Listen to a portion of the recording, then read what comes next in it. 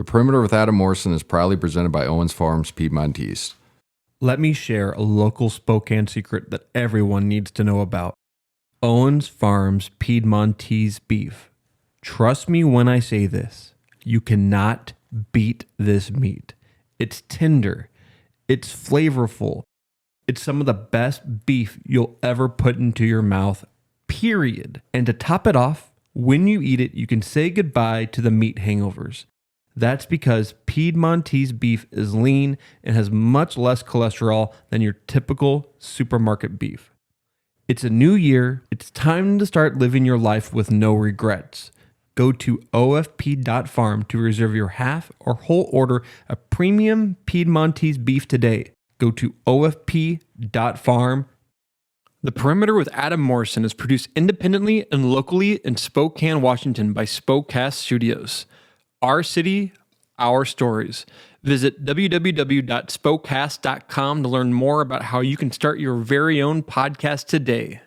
Thank you to Jinx Universe and Position Music for letting the Perimeter use the song Let's Do It Again from Jinx's album, Make It Look Good. The Perimeter with Adam Morrison is brought to you in sponsorship with Delicious Hamburgers. Did you know Delicious Hamburgers and Fries are the freshest in Spokane? Their hamburgers are never frozen, and that's because it tastes better. There's not even a freezer in the restaurant. Their fries are always made to order and never sit under a heat lamp. It's differences like this you can truly taste. Next time you're craving the freshest hamburgers and fries, head to the corner of Augusta and Division and ask for the Perimeter Combo. A triple delicious hamburger with grilled onions, pickles, and special sauce. It also comes with fries and your choice of a milkshake.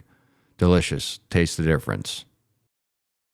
Let me introduce you to the Spokane Workers Co-op, a locally based worker-owned holding company whose mission it is to increase access to living wages, workplace democracy, and autonomy, and to create the sort of lifelong career trajectories that are increasingly uncommon for the majority of people in America. The worker owners of SWC, regardless of which business they work, are equal co-owners of the entire holding company, providing them not just direct ownership of the fruits of their own labor, but ownership in a diversified and resilient portfolio of businesses dedicated to serving Spokane and the Inland Northwest. SWC also buys traditional businesses. SWC buys traditional businesses like LLCs, partnerships, and sole proprietorships, for example, from owners who are ready to retire and who want to make sure the employees who help them build their business are taken care of after the owner leaves. Learn more at www.spokane.coop. And if you're an owner interested in talking about selling, email SWC at team@spokane.coop. That is team@spokane.coop. Let's do it again. Let's do it again. Turn up the 10. Let's do it again. Let's do it again. Welcome to Season 2, Week 13 of The Perimeter, sponsored by Owens Farms Piedmontese.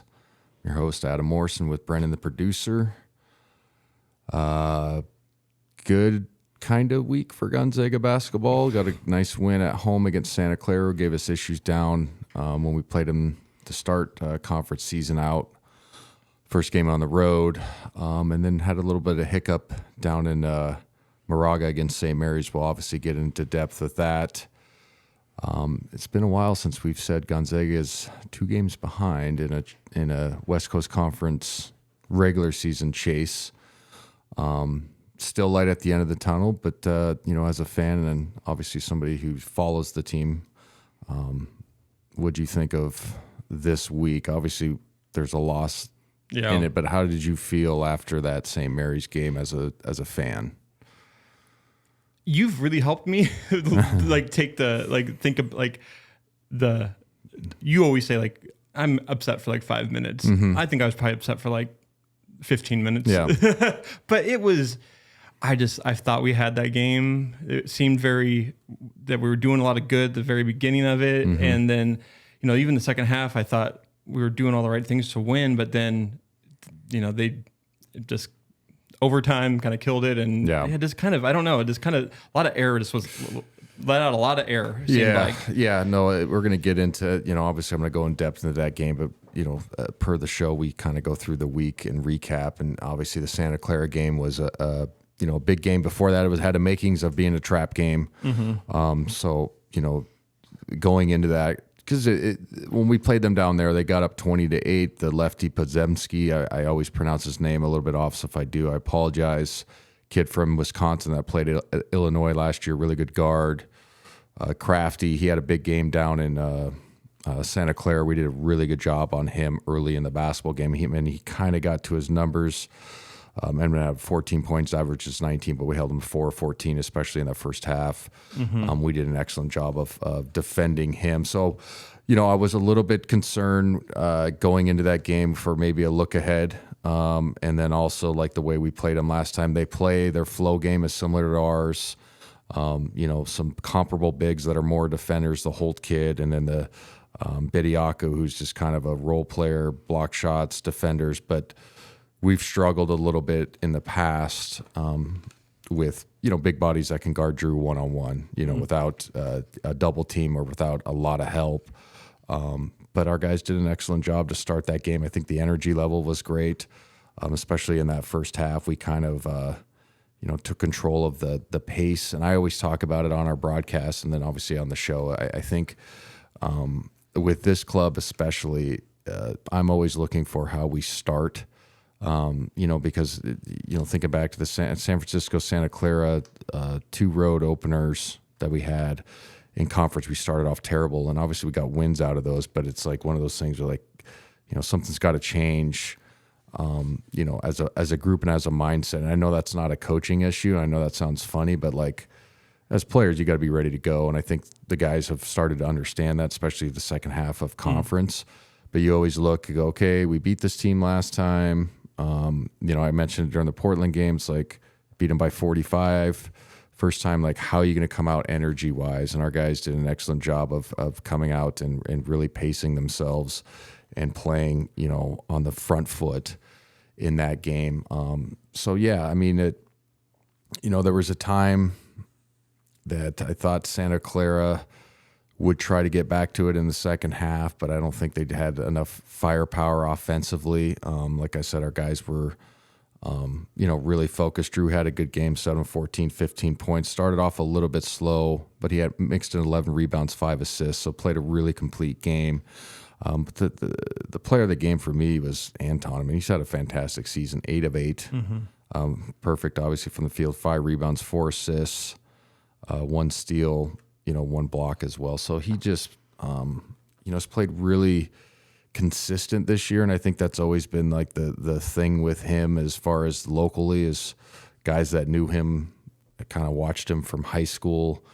Obviously, John Stockton coached him, so I knew about him earlier than most people did. And then obviously Tommy, his son Liam, who plays at Northern Arizona now, played with him on the AU. So Tommy was really familiar, and we've always known that he was such a talented kid. And I think he's such a team first guy that sometimes he gives up, opportunities to score. And I think now this year he's starting to realize his scoring is so much more valuable than making the extra pass always. You know what I'm saying? So it's just really cool to see a local kid and somebody that's hung in there, to really start to blossom as an offensive player. He's always been fantastic defensively. And then when I say that, it's not he's never could score. It's yeah, he could. It's just he was such an unselfish kid by nature. And that's not a bad thing to say about anybody. But you're man, come on, just take more shots. Even if you throw it over the backboard, sometimes you're passing out, passing off great shots to maybe get a good shot instead of the opposite. So I think this year he's really, locked into his role. He's done an excellent job of, kind of scoring. His defense has always been good. And then he kind of does everything, he mixes in some rebounds. He's a pretty good defender inside. But him and Drew have a great connection inside when they double team and all that, and, the backside cuts that he gets and stuff. But he was the player of the game. He really paced us, like I mentioned, 8-8 from the field. Rasheer had a beautiful game. He started off 5 for 6, ended up 6 for 11, but knocked down 3 threes as well, had 16. So it was really good from, a shooting standpoint. And then Nolan had a good game that game, 4-7 at 8 points. So, that Santa Clara game felt really good because we were flowing. Shots were going in. We shot almost 60%, 35-59 from the floor, 8-17 from downtown, which is great. And then the free throws weren't an issue, 10-14, and then won the glass by 8. So it's one of those things where, if you can go check, you're probably going to win the amount that we did. And obviously our first half was great, 43-24. So, we did an excellent job of, kind of just, understanding that we needed to get this game going, get it out of the way in a sense of jumping on them early, and then we cruise controlled the rest of the game and then going into Moraga. But again, I always look to see how the team comes out energy-wise, especially with a chance to be a trap game. And I know that's a cliche thing to say, but it's a real thing with young kids, 18 to 22-year-olds, to look ahead. It's just natural as a group, as an individual, as a team, all that stuff. You always have to have that in the back of your mind as a coach or, as a fan or whatever. But, as somebody that's connected to the program, it's like, all right, how are these guys going to show up energy-wise? And they were extremely focused and did a good job of, kind of putting them away early. We did an excellent defensive job on Keyshawn Justice, who's a really good player for them. Held him for 4 for 12, 2 of 8 from downtown, only had 12 points. And I mentioned Pozetsky, 4-14, only had 14 points. Their guard, the Stewart kid, a sophomore that's really good, 9 of 15, though he had a good game of 22 points, 3 of 6. He had a bad game down there against Gonzaga, so I think it was kind of a get-back game for him. But other than that, excellent job defensively for us. Held them to 40%, 8 of 24 from downtown, only 33. And then, like I mentioned, we were plus 8 on the glass, caused 11 turnovers. So our guys did a good job. The ball was pinging around. It was, shots were going in, obviously, but we were doing a good job with our defense getting out in transition. And I mentioned the guys earlier who, had a good offensive game. So I was feeling really good going into that St. Mary's game. Obviously, all right, we're down a game. It's been a while since both teams have been ranked that high. I mean, it's happened obviously before, but both teams ranked. But it was interesting going into the game. St. Mary's was favored. And I know we're not a gambling show, but it matters. You know what I'm saying? No, when you it looked does. at the line, it was like, oh, St. Mary's is favored by 3. And that hasn't been the case in a long time, if ever. And people follow lines now, even if you don't bet on the games. It's just kind of interesting to see. I always take a peek at it, just, all right, what does Vegas think? You know what I mean? And then you look at the end, like, well, these guys are pretty accurate, you know what I mean, for the most part. But it was like, whoa, St. Mary's is favored.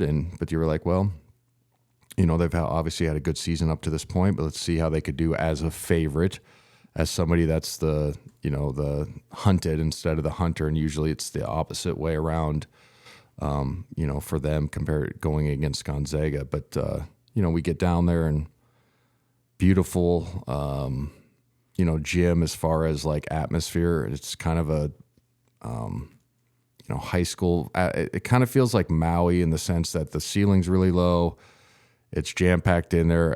We usually get there because we're on an hour before and post-game. So we get there hour and a half before the game. And, usually Gonzaga gets there like the team does like an hour on 60 before as the clock starts on the to warm up and stuff. But it was almost, it was 3/4 full when I got there. Wow. You know what I mean? Yeah. Didn't help. It was pouring rain, so people probably got there early and was like, shit, you can't sit around and tailgate, because they like tailgate there and stuff for Gonzaga games they did last year.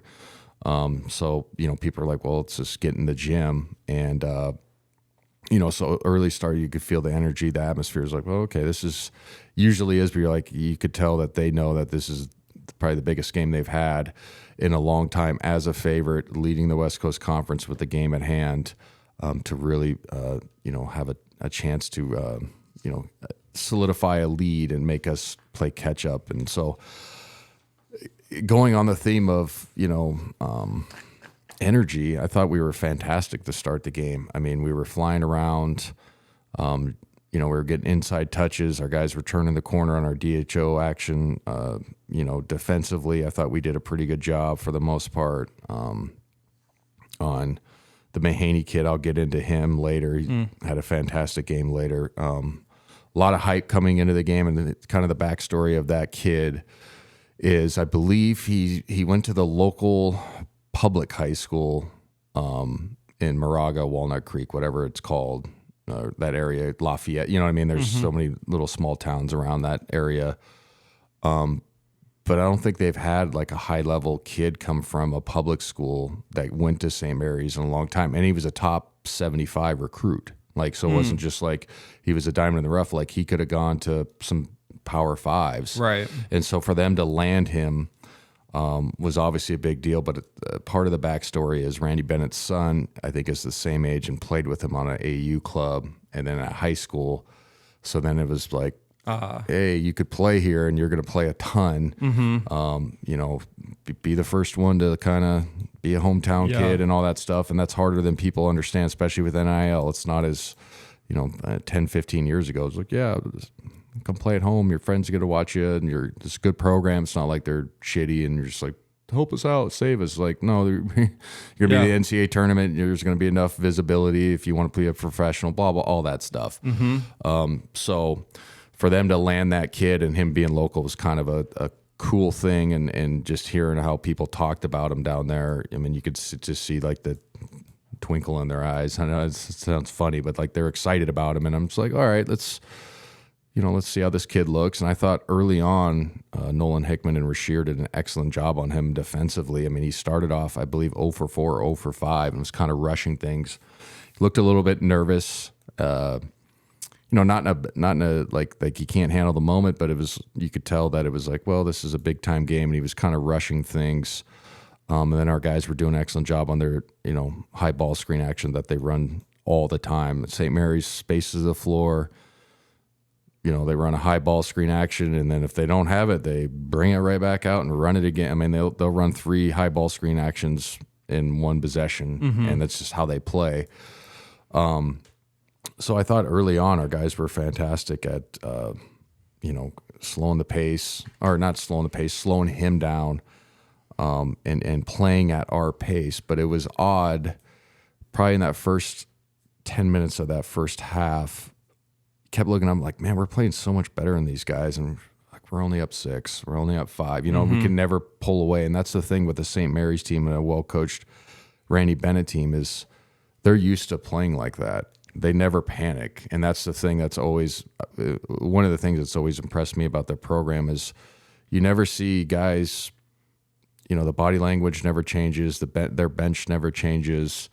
Their guys always play hard, play smart, play together, all those things. But you never see a panic or a finger point. It's always just steady Eddie.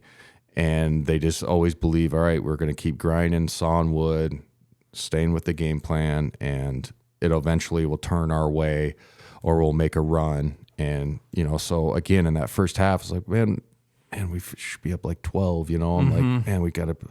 And it wasn't anything to do with our play.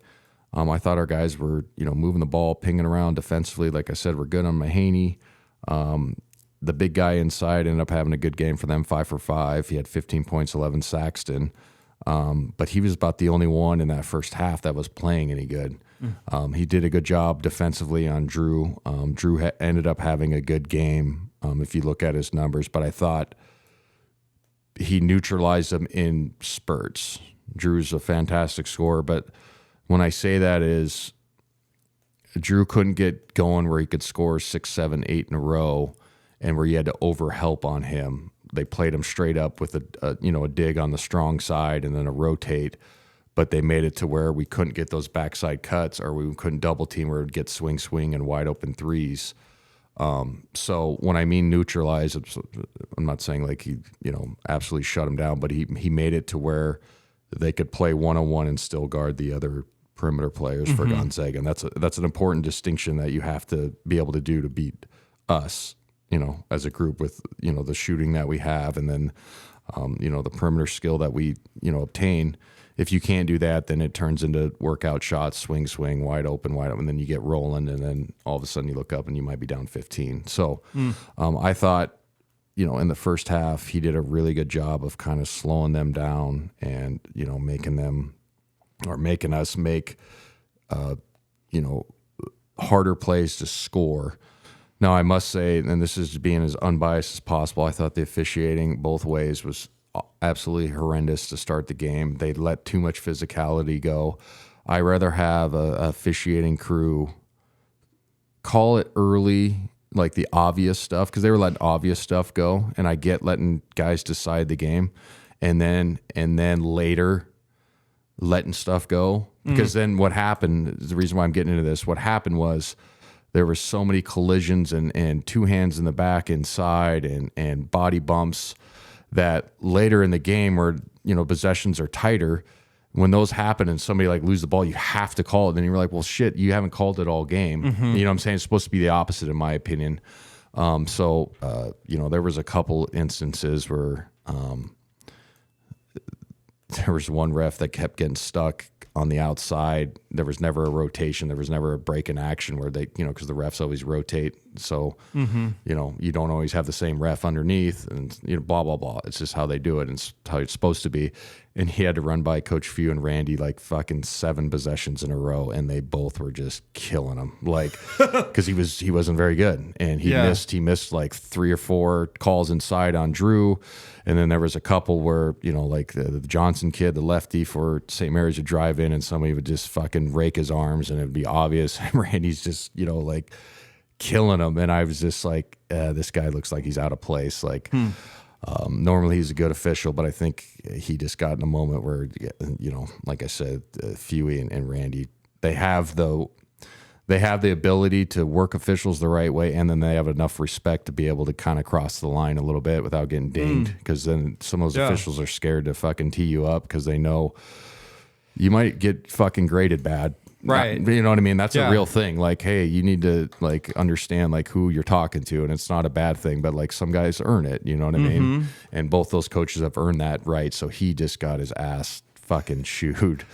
I never considered that, actually. No, that's something I've never looked at. Yeah, but just watch it. Yeah. It's funny because if there's not a rotation, so one guy will be going down to their end baseline and then be at the top at our side, or vice versa, but they're right by the coaches every single time, and he never gets to go to the opposite side of the floor or get buried on the the bottom baseline. So it's just blow your fucking whistle, like that's what I was hearing from Art, and I could read Randy's lips saying the same thing. So again, and when I talk about that, I never try to be as biased as like, well, Gonzaga wasn't getting calls. Like, no, it was bad on both sides. Like, there were some issues where, like, fouls, or there were some block charges that weren't just called, but that would completely affect a play. You know what I'm saying? So it's like, well, then you have to blow a whistle here. Like, I'm okay with letting stuff go, but when it causes a turnover, like sometimes you have to call something. Yeah. Because then it turns into a bloodbath, and then guys, play a certain way down the stretch, and then if you go beep beep beep, and then it's like, well, fuck, you can't have it both ways. You got to call it tight early and then let it go, and what have you. So I thought the first half, like I said, was good for us, but going up only up 8, I was like, man, I feel like we're really just controlling this game, and you know what I'm saying? Like, I feel like we should be up more. But then also, like, to be fair, you're like, well, it is St. Mary's. They play lower possessions. They're top 5 in the country defensively. I know we only scored 32 points, but that's just how they play. I thought so. I was like, pace is still in our favor. We're obviously shooting a good percentage. They're not playing good. Mahaney wasn't great there in the first half. So you're like, you're taking their best player away. You're doing everything that you kind of wanted to do. So I was like, well, we got to be happy with it. You can't be perfect every single time, but it was also like, it could have been a little bit more. So we go in the second half, same thing. I thought energy was great.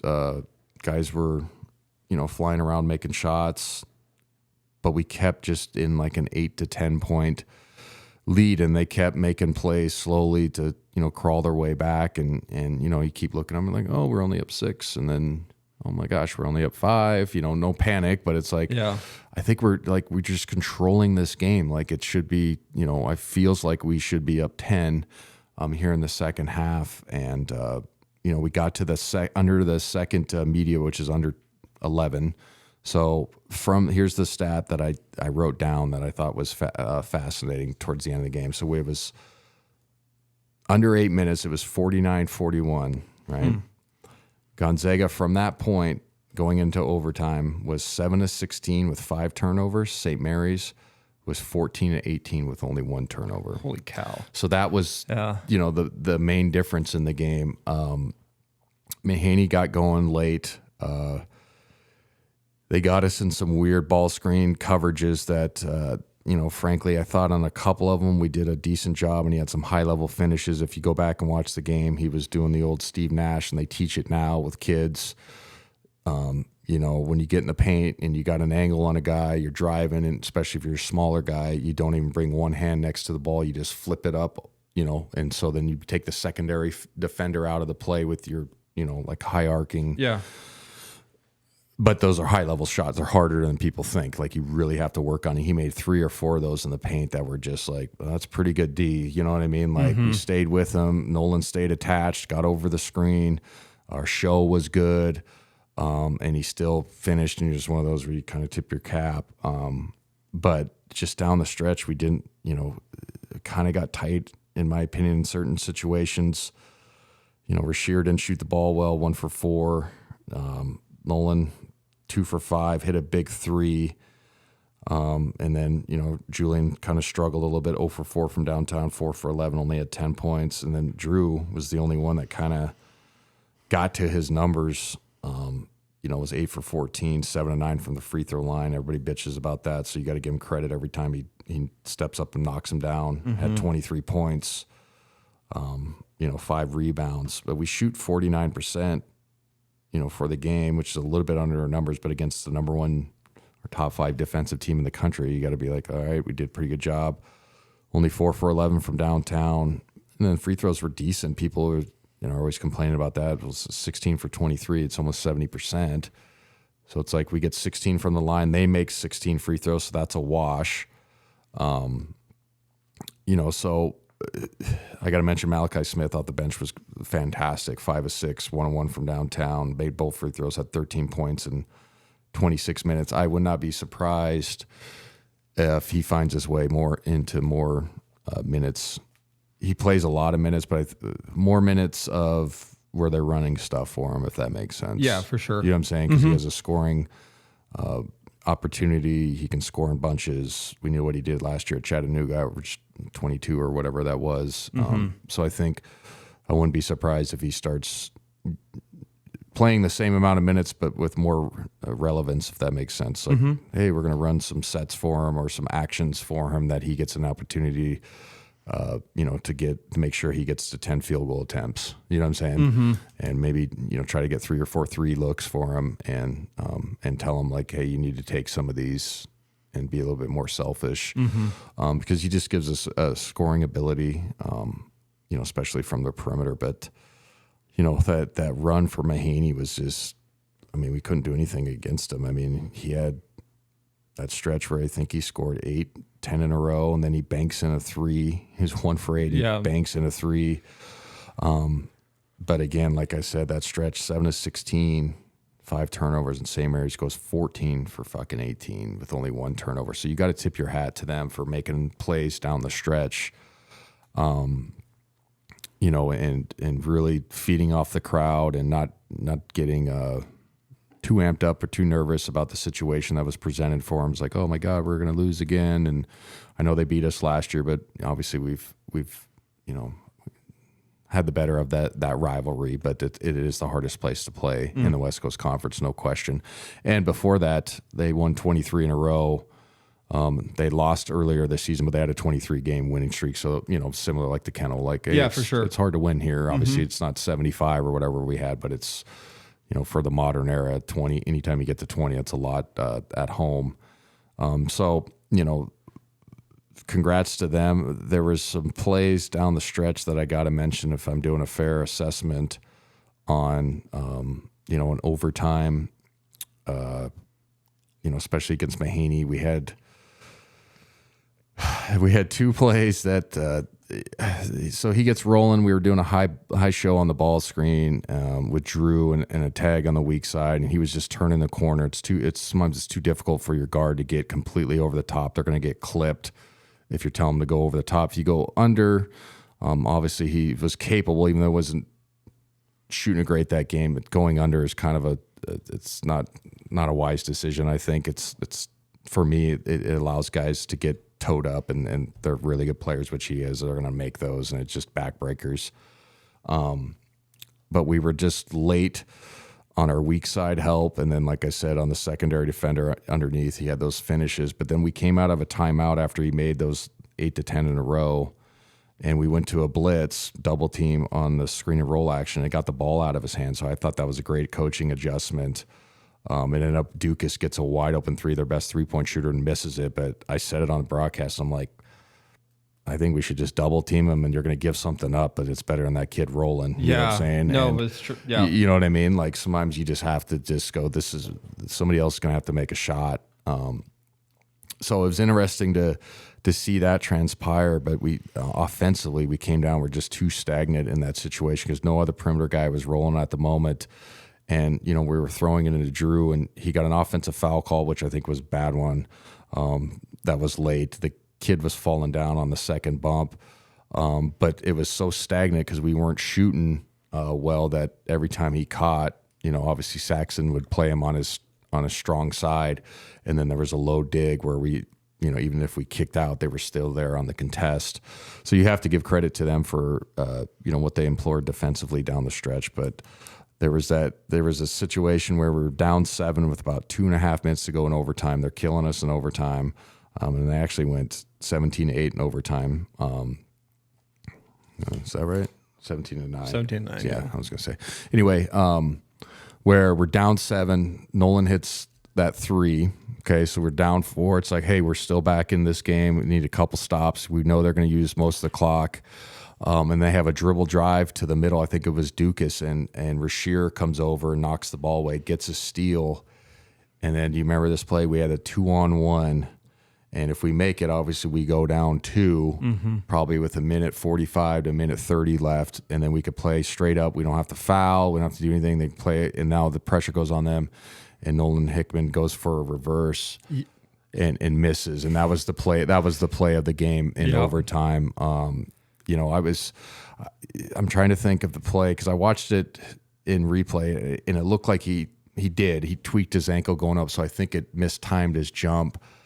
But honestly, I was just curious why he didn't catch and just go up off 2 and just score the easy layup instead of going to the reverse. I think in that situation, you have to just trust your leaping ability and go up for the power layup. And then if they block you from behind, usually they're going to call a foul. You know what I'm saying? They're going to get part of your body if you go up and slap backboard.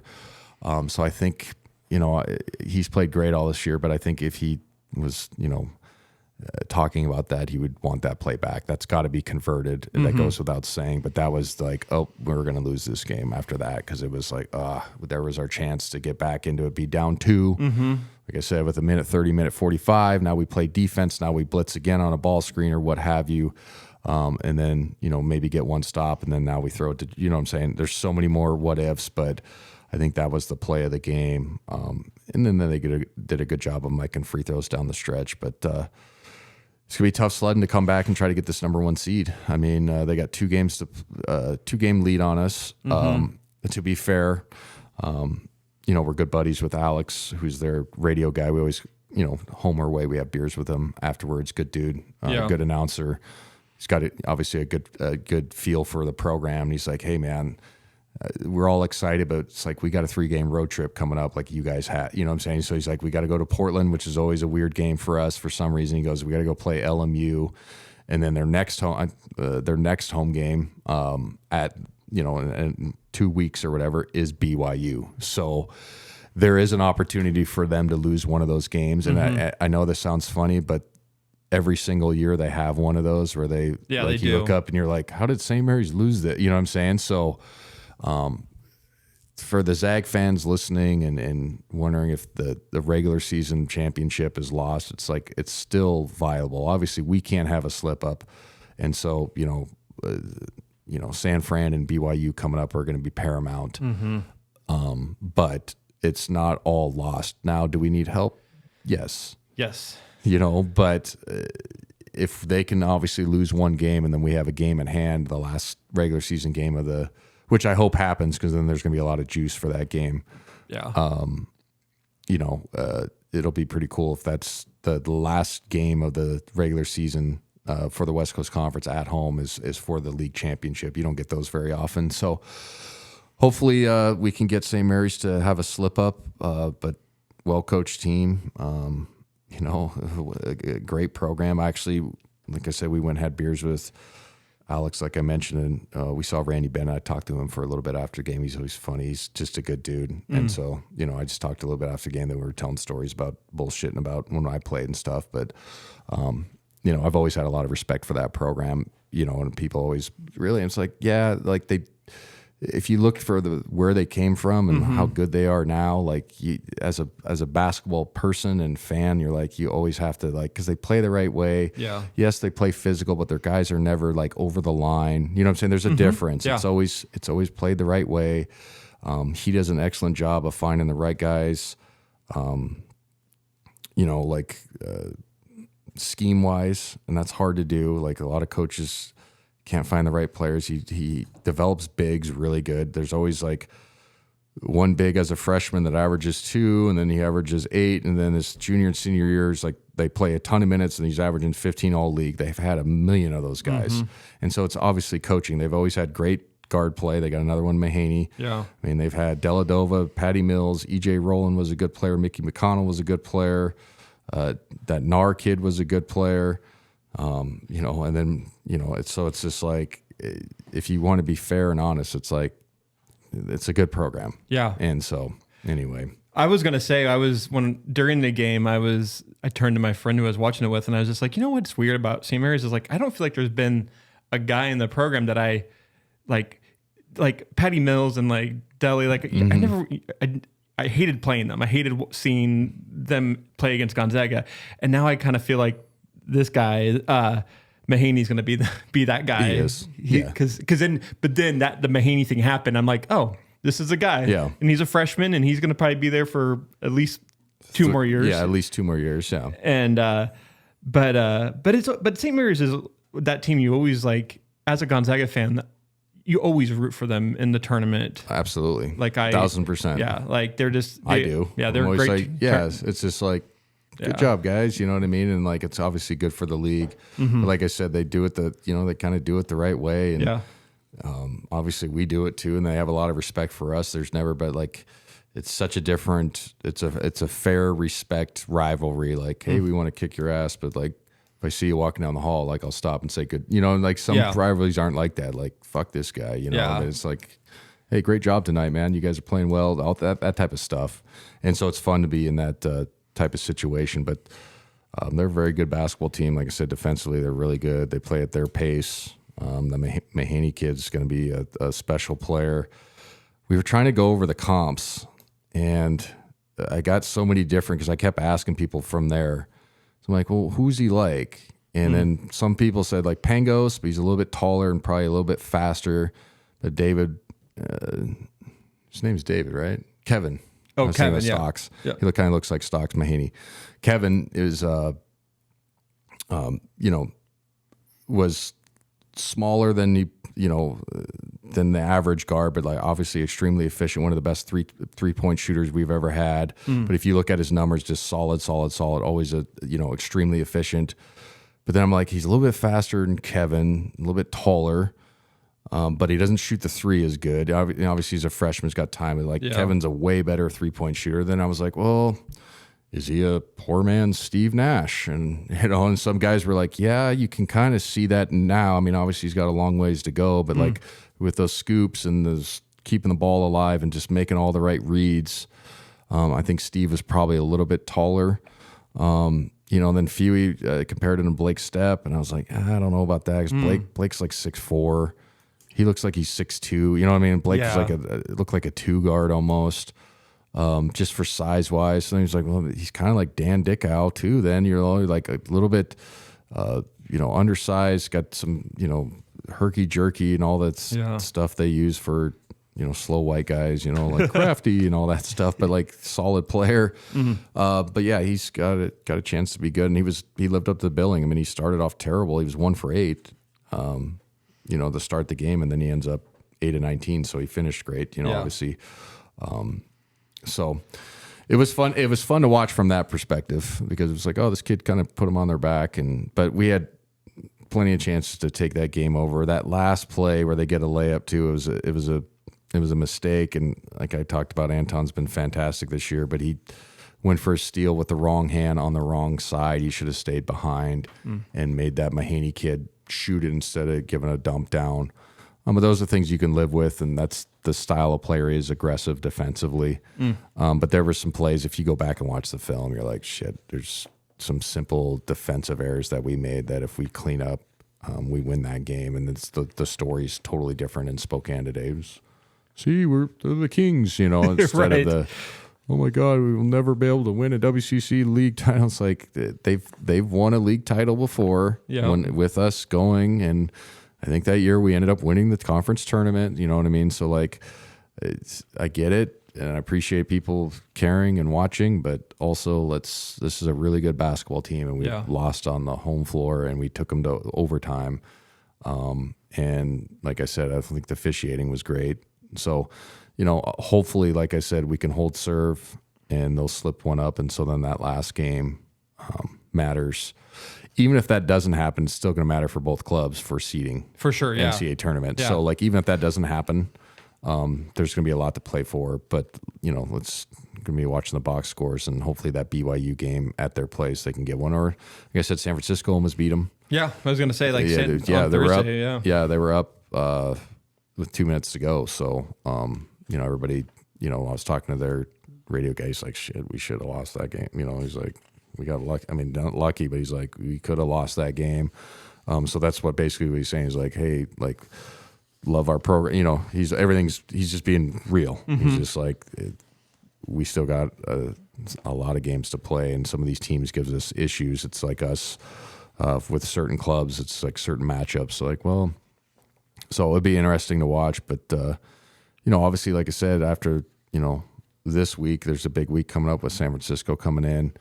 Gave us issues. Another game that we could have lost down there.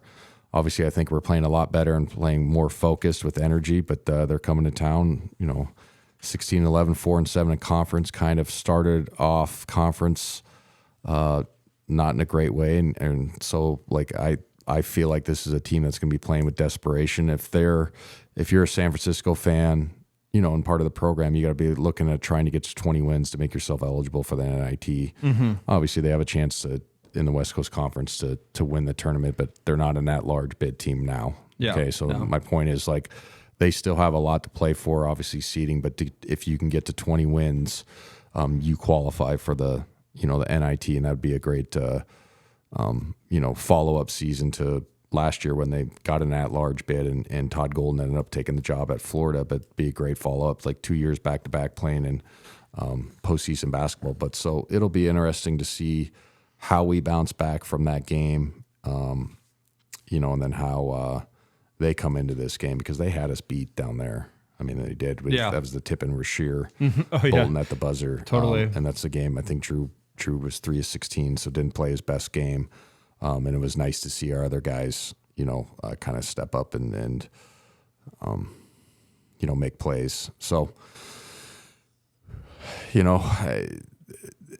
I'm always curious to see how teams bounce back from a loss. I know Coach Few's probably got their minds refocused and things of that nature. But, Thursday will be a big one. And then Saturday's a huge one. And, obviously BYU coming into town, team that's 16-10, 6-5 in conference. If you really want to be honest, they could be 6-5, they can be 8-3. They could beat us, and then they lost to St. Mary's at a buzzer beater, and they had 3 guys suspended. And I still wanted to know what they got suspended for down there. Who knows? Yeah, don't say anything. I'm not going to say anything. Yeah, I'll just giggle. Yeah, exactly. So yeah, it's gonna be interesting to see, because they always play hard and play focused, but I'm always, especially this year because they're supposed to leave for the Big 12 after this year. Are they using this as not a throwaway year? I'm trying to word this the right, but is this kind of like, all right, let me see what type of roster I have because it's going to be really different in the Big 12. Yeah. So is this a year for Mark Pope to kind of get some leeway for not being as strong as they thought they were going to be, being 6-5 in conference? But that's obviously a must-win game for us. And if they believe that they can sneak in with a at-large bid, it's a must-win game for them. And in recent past, they've done better than any West Coast Conference club at McCarthy. Yeah, that's true. Yeah, you know what I'm saying? So they usually have a good plan, and like I said, they should have beat us at their place. I mean, Julian Strother hits that crazy three. We hit some crazy threes down the stretch. Nolan Hickman hits that one, and then Hunter hits that crazy three in the corner. Yeah. So I'm really looking forward to that matchup. It's always fun to, when we get into that, tussle with them, and they play a different style. They play a little bit more slowed down than they have in the past. But like I said, I'm looking forward to that one, and hopefully our guys are focused and can take care of business. And like I said, if you're a Gonzaga fan now, which I'm going to keep doing, I'm going to keep looking at the other box scores every night and seeing if St. Mary's gets a slip up. But like I said, they have 3 games in a row on the road. So it's an opportunity for us to get back within a game and have a chance to play for a league title, regular season league title. I don't know, man. We called this, didn't we not? Yeah, we did. We did. Yeah, and it's not. I'm not. Wallowing in their suffering as too, but it was like this is where the team kind of thought we were at. That we knew that the West Coast Conference is better, and that these teams have an opportunity to make games harder than us, than in recent past. And then it's also like, again, I've said this numerous times on this show, and I'm going to reiterate. It's like, are we happy with winning by 40, or is it all right if we win by 4? Like, what do people really want? Because you're damned if you do, damned if you don't. If you win by 4, what the hell is wrong with this crew? And then if you win by 40, we need to be in a better conference. So it's like, well, what do we want? So I think this year is one of the most fun for me to call, because every game is like, hey, something could happen here. You know what I mean? I will say, like, when the last time that we did not win the regular season title, we ended up beating St. Mary's in the championship, and that was sweet. Like, that felt like, so even if we don't win the regular season, there's a good chance that we'll face off in the championship. Yeah. And winning that game is always feels so much more important because it gets you right into the tournament. And I mean, I just think this team is kind of, they've struggled, but they've also showed glimpses of being great. And I still think that this team's right in it. And I think a lot of people feel the same way. But losing obviously is always makes people lose their minds, yeah. Right. But we should shout out Drew Timme. He moved into second on the all-time list. Fantastic. Beating Jim McPhee, and he's only about, I think, 180 away from Frank Burgess. Oh, really? He's only 100. I thought he was closer than that. Maybe he is closer. I looked at this. Yeah, I think he is closer. It's second player or third player to get to 2,000. So that's obviously a great accomplishment for him. And he delivered, like I said, in that St. Mary's game at 23 and was 8 of 14 from the field. So he did his part as far as leading score and stuff like that. So it's going to be interesting to see, if or when, most likely if he gets to that record, and it's a pretty cool accomplishment for him. So I'm happy for him, and hopefully he can just play and not have to worry about that too. That's always something that's kind of annoying if people keep bringing it up. Right. As a player, it's like he probably doesn't really care not in a bad way, but it's like he's just trying to go out and win games for Gonzaga, and whatever happens. But because people used to ask me when I was, you're third, you could make it if you stay, or then like when I was the leading scorer in the nation that year, it's like you're only and right. So then you're just like, I don't even want to think about that, man. Yeah. You know what I'm saying? Like, I'm trying not to think about it because it's a useless honor. Like, it's cool, but like, who knows who was the leading scorer in the NCAA in 2006? I'm probably the only one in my kids. If you just go ask somebody, Right. You know what I Yeah. mean? Like it's not like an NBA scoring title or something like that. You know what I mean? That people actually remember. It's like, and a lot of times it's really small school or like smaller conference guys that win it. So then it's like completely anonymous. You know what I'm saying? So anyway, hopefully Drew can continue and get to that. But yeah, you're right. We got to shout him out, and fantastic honor.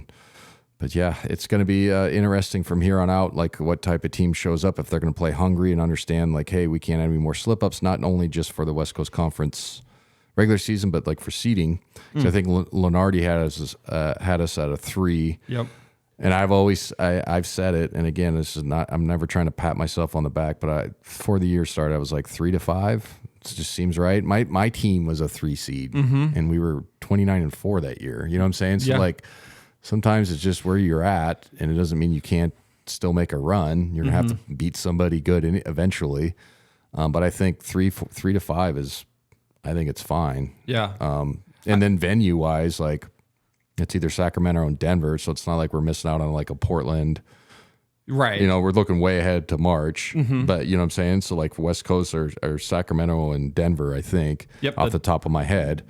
So it's like, all right, maybe we have to go to Orlando. Like, yay for me. And that projection I saw from Joe is that if we get that 3, we stay away from the 1 seed in the first weekend, which is very, very important, because I feel like having to play a 1 seed early is, you know, that always is a tough game. And like a lot of times, you know, the seeding doesn't matter once you get past the first weekend, and then it, you know, when you get to your side of the bracket, you just always look like matchup problems, not seed or anything like that. Like, because there's been a lot of teams with a lot of programs, not just us, where, you know, there'd be a Big Ten team that's be 21-12, and everybody's, oh, they're shitty. It's like, actually, no, they're not. They probably got 2 McDonald's All-Americans, and one of the guys was hurt half the year that you didn't know about. Yeah. And now they're playing really good basketball, and they're in 7 seed. Holy shit, we got to play these guys. You know what I'm saying? Like, that's a real thing. So that's the biggest thing when I look at, you know, when the brackets come out. It's like, okay, matchup. You know, even this, you know, even when we're the, you know, the 1 or 2 seeds, it's like, are we playing like a Kent State that might be a 14 seed? And you're like, this isn't fair. You know what I'm saying? Like, right. You know, a team with like 6 seniors and good and, you know, play well together and all that stuff, and won their conference and got something to prove, blah, blah, all that stuff. And you're like, fuck, I'm going to play this team. Like, this is not great. So yeah, there's a lot for us to play for. Obviously, losing sucks, but it's not the end of the world. And it was a game that we had a chance to win, but St. Mary's is a very good program. You know, I get the upset after the LMU, but I think the level of upsetness, if even that's a word, shouldn't be as much for St. Mary's at St. Mary's. Not when you're on the road. No. Yeah. Not especially when, I mean, we were looking at the net rankings. Like they have a better net ranking than Gonzaga. I mean, we should have been not favored to win. Yeah. So yeah. I do have a question for you. When I walked into the gym on Thursday night last week, everyone was wearing the number 6 on their shirt in celebration for Bill Russell Week in the WCC. And I was like, I had to kind of do some research, because when you're at the game, you don't really know what's going on with the number 6. And then you were talking about on the radio that you had a Bill Russell story, but that you got to meet him during your when you won National Player of the Year. Yeah. So after my junior year, you know, we get invited to the Naismith and all that stuff, and you know, like I won the Oscar Robinson and then Chevrolet Player of the Year, all that stuff. So you go to the Final Four and you do all the media stuff, and you know, they have Radio Row, so you go in and you do, you know, 5-10 minute segments with whoever wants you, and it was cool enough. It was Bill Russell and John Thompson. Wow. And so yeah, come on the show. I was like, hell yeah, you know. So you know, you're kind of just doing. I was a young kid, obviously then, but you know, growing up in a coach's household, that you know, I already knew who John Thompson was. You know what I mean, and how great his team was, and then obviously knew who Bill Russell was. So it was just a cool experience, and they were like really nice, and like both like just kind of talking to you like a how do I put this? Like a father to a son, or like, or coach to player. So like, it wasn't like scripted. They were just like, oh, how you doing this weekend? You doing all right? You know what I mean? Yeah. And just talking about stuff and like just going off the top of their dome, and they're just smiling, laughing. And I'm like, it's a pretty cool place I'm at right now, that I'm talking to like absolute legends of the game. And they're, you could tell that they're engaged. Mm-hmm. You know what I'm saying? Like they weren't just going through the motions. Yeah. So it was like good energy. That's what I was trying to convey when I was talking about the Braves. Like the energy was just great, and I just felt good about myself after, because they were just like super nice and good luck to you, son. Like that type of stuff. And it was neat, and it's weird. You have those type of moments, and you're just like, man, I wish I had a camera phone back then. Right. You know what I'm saying? Like Yeah. I didn't even take a picture, but like it was foreign back then. It was 2006. I mean, some people had, you know what I mean? Yeah. It wasn't as common. So I'm Absolutely. like, man, I wish I just had a picture of me sitting with those two guys with a headset on, talking to them, and then afterwards. But like all that stuff is like, oh, it just happened up here. Yeah, you know what I mean? memories. I mean, you get to keep that there. It is cool that you got to meet him, and it's cool that WCC is honoring him, and it sounds like it's going to be a yearly thing. And I don't think people like realize that Bill Russell won 2 national championships with San Francisco, and then obviously had a historic career in the NBA as well. But like, yeah, that's cool. It was neat. Yeah, it was definitely neat. And it's something, I've met a lot of people, obviously been lucky enough to have some cool experiences. One of them, especially sports wise, it was like, well, this is pretty cool that these two guys are wanting me to come on their show, and then just talking about the season and all that stuff. So yeah. But anyway, looking forward to this week in Zags Hoops. Yeah. San Francisco, BYU, see how we bounce back. And we have a special guest coming up. We're not going to confirm it yet, but it's 95% done. Awesome. That I think people will be excited about. I don't want to release it unless it's confirmed, but it's 95% there. So if you're a fan of the interview types, there'll be a good one coming up. So thanks for listening. Thank you to our sponsors, and thanks for Brennan for helping me out. And yeah. Let's do it again.